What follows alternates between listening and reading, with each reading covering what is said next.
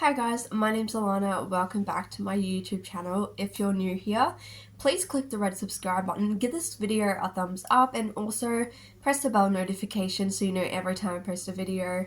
I post videos every Friday at the moment, so join so you can see when my videos go up. And I make mental health content and also singing content, so if you like that, then yeah, subscribe.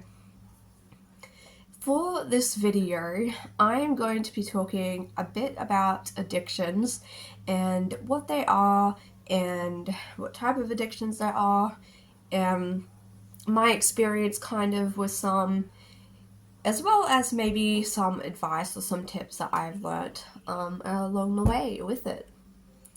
So, addictions, what are they? Addictions are any type of thing that you do that get to the point where you don't have control over them anymore. So you are doing a behavior that that is destructive, that you don't want to do anymore, but you can't stop the behavior, either because you're having a physical withdrawal when you try to stop, so you're physically dependent on it. You're also mentally dependent on it, and it's something that you use because you're trying to cope, and you can't cope. Well, you feel like you can't cope without it. So those are the main reasons of why people generally kind of have addictions. People develop addictions to all sorts of things. So there's the obviously like the very common addiction, which would be drugs and alcohol, and tobacco.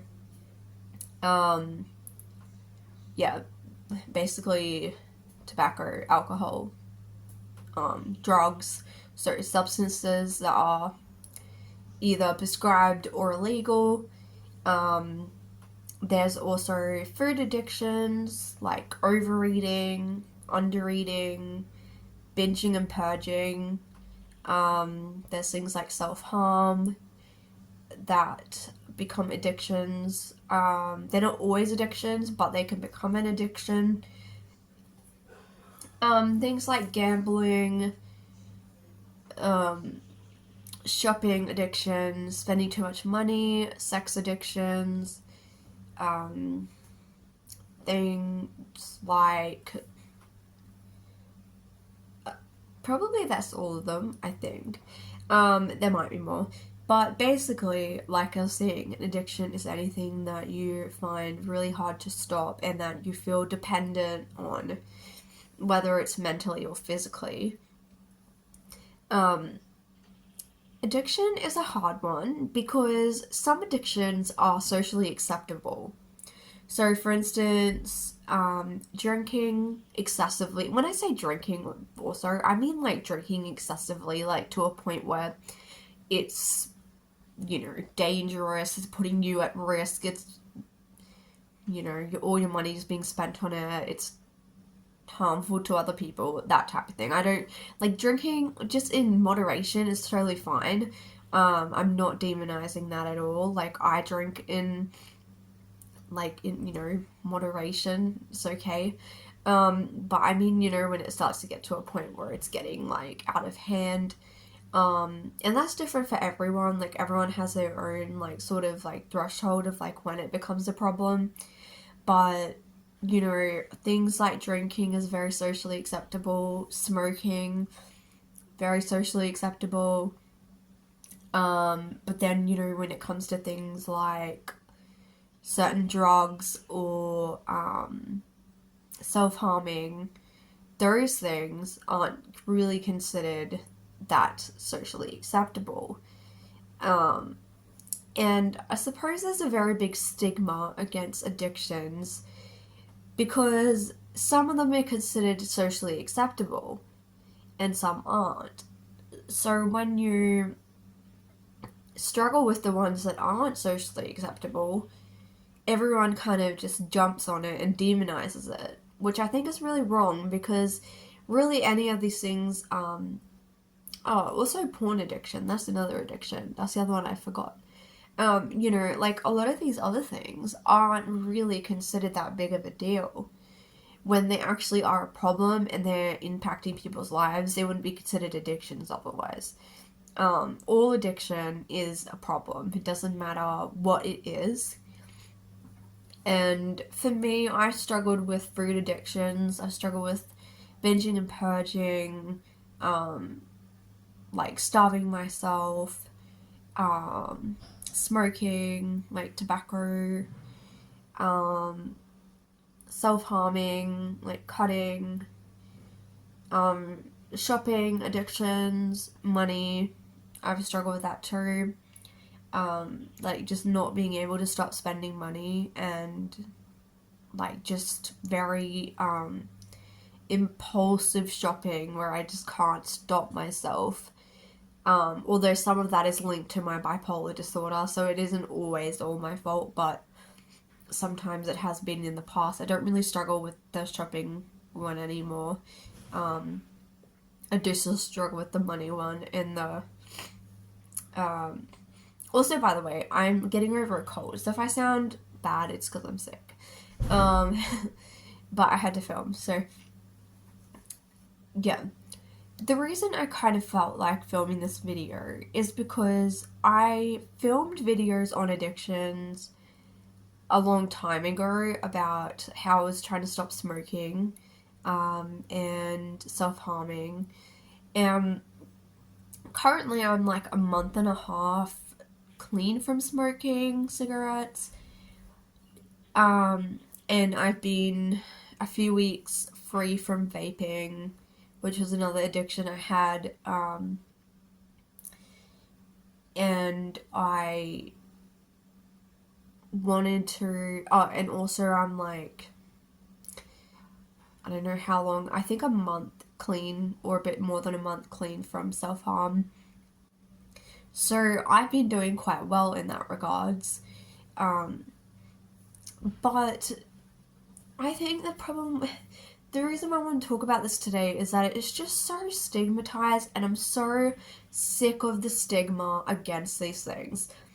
I want the world to be a place where we can talk about these things openly and honestly without feeling shame, without feeling guilt. It doesn't matter what the addiction is, it doesn't matter what drug you've used or you are using. I don't care. I want people to be able to come out and be honest and feel safe in their environment and in their community and be able to say, like, I'm struggling with this or I have struggled with this. And I just feel like there's so much judgment put on people who have mental illnesses who also struggle with addictions. And I'm a very, you know, accepting person. I feel a lot of empathy for people, and I really, when people tell me things, like, I really listen to them and I really feel empathy for them, and I try to put myself in their shoes. Even if it's something that they've done that I literally don't agree with, I still have empathy and compassion and feel a sense of like that I need to find a way to kind of help that person. And it's because I've been through a lot myself, and people just aren't talking about these things really.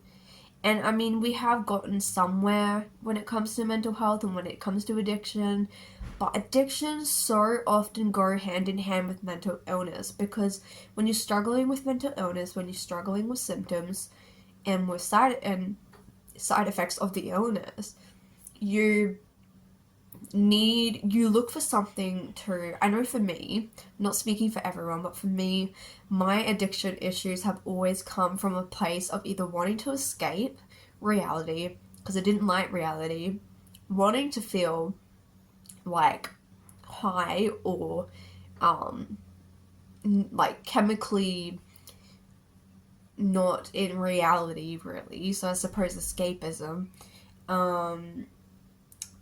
I wanted to lose control. I wanted to feel like I was just F everything. Like, I have no I didn't want any control over the situation. And that might sound strange, but like that's kind of how I felt. Or I was trying to cope with some pain that I was trying to numb out with my addictions, and I was trying to distract with the addiction, so distract from my problem and my pain. I was trying to um, cope with something that felt unmanageable, like a feeling or an event or a trauma or something that's happened where I felt like I couldn't cope, and so I would use the coping mechanism, like the addiction, for instance, to kind of numb out from it. So I suppose for me, it's always been more of a escapism, and I do have a personality type that is very. I get easily addicted to things. I get very obsessed with things very quickly, and that can happen in a bad way. Once I find something I like it. And you know, this is gonna sound taboo, but I'm gonna say it because people need to understand this. I love smoking, okay? I literally do. I love smoking. I love the feeling it gives me. I, you know, found it so hard to stop. And I constantly have to fight off the urge to go buy cigarettes, to go smoke. If I see someone smoking, if I smell smoke, like the whole thing is so triggering. And yeah, I'm like a month and a half clean from it, but that doesn't mean that it makes it any easier. Like that coping mechanism, like, or that form of release made me feel so good, you know, and that's why people say they love like heroin, they love coke, they love whatever they're doing, is because it gives them that feeling that's like euphoric high, and they get away from themselves for a while and they feel better, they feel more social, they feel like they can go party and go have fun, and they feel like they're more. I often hear from people actually, from addiction groups that I've done and from like stuff I've seen and like through books and online and like other people's experiences, people often say that they feel like they're not fun anymore, that they're more of a fun person while on substances or while drinking, while smoking, whatever it is. And for me, it was never a social thing. Like, yes, I was around, when I was in hospital, I was always around people who smoked, like, a lot. Um, but it was, I smoked on my own at home. Like, you know, it wasn't really, I didn't start because anyone pressured me. No one pressured me. It was my own thing of I wanted to start doing it. Um, and I loved vaping as well. I mean, the main reason I stopped vaping wasn't actually really because I wanted to stop. It's because here in Australia, the government has banned vaping, I think, completely. Yeah, I think completely. You can't get them anywhere, really. I mean, there's probably a way to get them somehow, but I don't know. Um, I'm not recommending that either. But, yeah, that forced me to stop. I had no choice with that. And I'm not saying in this video that if you have any of these addictions that you need to stop, because it's not my place to tell you. It's not my place to place judgment. I'm not here to place judgment or to tell you you need to stop. You have to come to your own decision of whether you want to stop or not. And if anything, I would rather people do like use safely than use with stuff that's unhygienic and putting them at risk of serious diseases and dying, you know. And I think like needle exchange programs are super important. We have that where I live. Actually, within my job role, I'm getting to go and look at the alcohol, tobacco, and other drugs, like the actual like little like rehab place, and then like the needle exchange program, that we're actually going to go and look at all of this and get to talk to. We got to talk to, within my job, I got to talk to one of the people who work in the job. It was so interesting, and I really loved it. And alcohol and drugs is an area that I've always been very interested in, and would possibly go into it in the future as a career, I think. If anything came up within alcohol and drugs, I think I would definitely take it. I'm super interested. I've read so much stuff from other people's experiences, and I understand addiction to an extent, so I can understand how things can get out of hand, and I just want people to just not place judgment anymore, and addiction is a disease, it's not a choice. I always say this, people do not wake up and become a drug addict one day. They do not wake up and become alcoholic. People do not wake up with a full-on eating disorder one day. Like, these things develop over time, and yes, that person may have made the choice the first time, but I'm telling you, once that person's done it once, the choice is out of their hands. Like, the addiction has taken its grip over the person. And what you see when someone's addicted, you're not seeing the person anymore. The person is being hidden by the addiction. The addiction takes over, and the addiction is speaking for them. And people may say really horrible, hurtful stuff, but it's because when they're addicted, it's like you're trying so hard to hold on to your addiction, and your addiction is so important to you that you will do anything really to keep feeding it.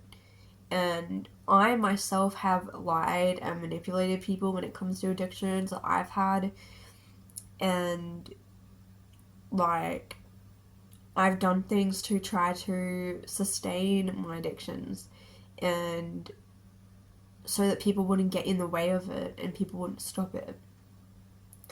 And I just wanted to make this video. I don't know, like, I had a situation that happened today where I felt kind of judged, and I just feel like it's so important to be accepting of this. And being accepting doesn't mean you're condoning it. Being accepting means that you have empathy for the person that you understand. And we need more of that. And it's just not understood how it should be. And we should have so much empathy for people instead of jumping to judgment and disgust or whatever you feel towards that person, because trust me, that person doesn't want to be where they are and is suffering more than you know, and they just need somebody's support and love and care, and someone who's going to say, you know what, even if you continue to do this, I'm still going to love you, and I'm still going to care. So, and when people do get over their addictions or conquer them, it's important that we give them recognition for that, and we respect them, and we don't judge them based off their old habits or behaviors, So I just wanted to make this video. Just like I said, had a situation where I felt a little bit misunderstood today, and I just thought I'd make this video so that people maybe look at this with a bit of a different perspective. And especially with my job, with what I'm doing at the moment in mental health, I'm coming across different government services that offer these type of things and that work with people in the community, and it's something I'm very passionate about and I love doing. So I thought I'd make this video. I'm not saying I'm perfect. I haven't overcome all of my issues by any means, and I'm not even saying that I'm not ever going to relapse or stuff up. it's just me coming on here saying that I do understand, and like maybe we all need to start looking at these things a bit differently. So thank you for watching, and I will see you in my next video.